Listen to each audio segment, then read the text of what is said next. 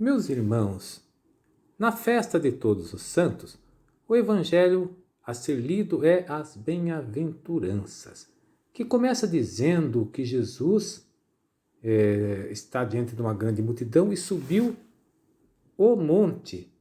Interessante você notar o artigo definido, o monte.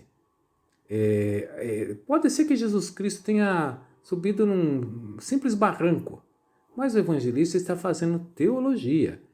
Quando ele fala o monte, é uma referência ao monte mais sagrado de Israel, que é o Monte Sinai, onde Moisés recebeu a lei. Então, para entendermos adequadamente as bem-aventuranças, é preciso fazer o contraponto com o livro do Êxodo.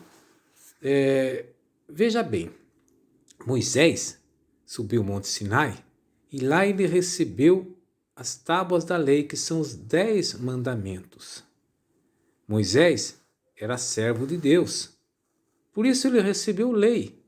O povo de Israel era o povo que devia servir a Deus. Jesus é o Filho de Deus, ele não é servo, de maneira que agora ele vai receber o quê? Ele vai receber as bem-aventuranças. O número dos mandamentos da lei eram 10. O número das bem-aventuranças vai ser 8. 8 é um número muito importante para os primeiros cristãos, porque evoca o 8º dia da semana, que não existe, é o dia sem ocaso, é o dia da ressurreição.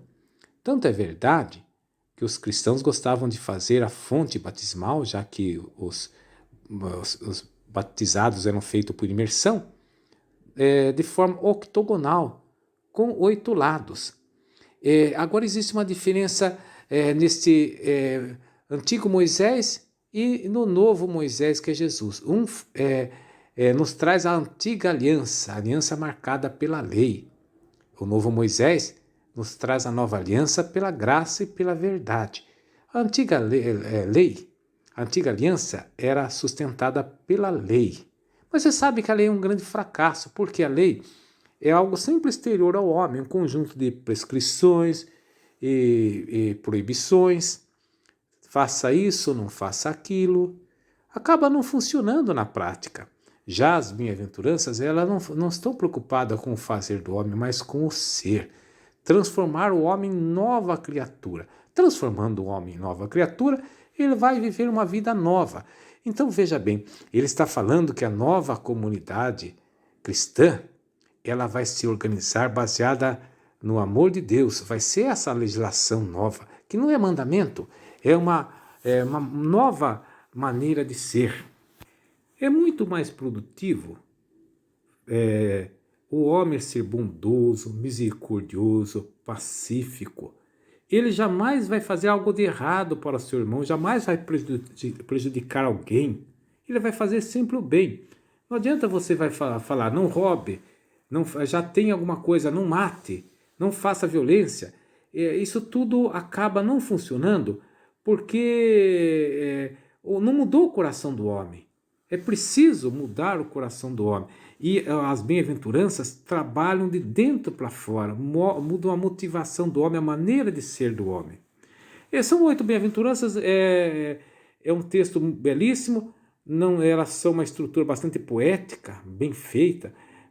Não dá para comentar todos, mas se você entender a primeira bem-aventurança, elas têm uma estrutura bastante semelhante, você vai entender tudo mais.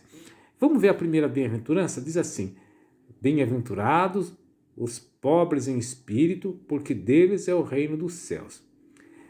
Você sabe que essa expressão céus deu uma origem a interpretações equivocadas, que nós devemos aqui neste mundo sofrer, se resignar, com grande paciência, porque nós vamos ter a felicidade, a abundância, a paz no outro mundo.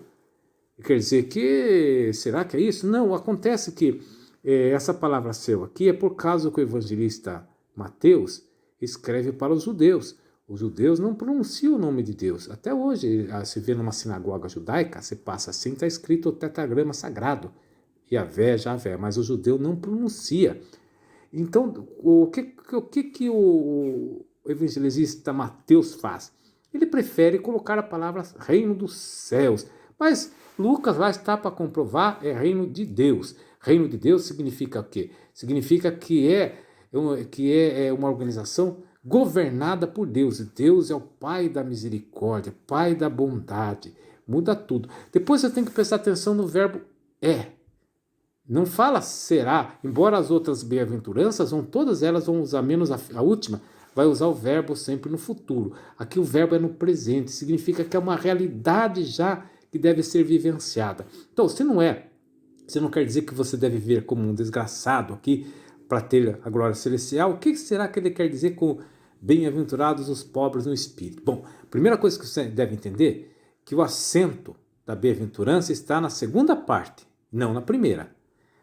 Não é bem-aventurado porque é pobre, mas é bem-aventurado porque pertence, porque é dele o reino de Deus, como Mateus diz, reino dos céus. Então, as outras bem-aventuranças têm o mesmo esquema. A parte que dá sentido a ela é sempre a segunda parte.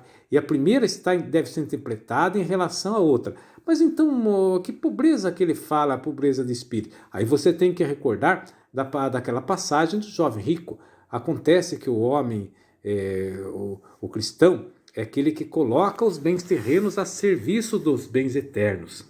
Os pagãos também acreditavam na vida eterna, mas o pagão achava que uma vez que você morresse, você ia para o Hades. Lá você ia viver uma vida fantasmagórica, você seria uma sombra. Então, para o pagão, viver nesse mundo era o que importava, curtir esse mundo, ter do bom e do melhor nesse mundo. O cristão acha que é uma época de semeadura este mundo.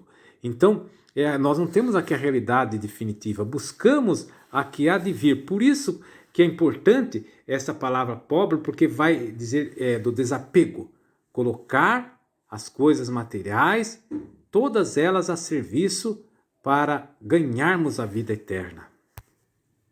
Amém.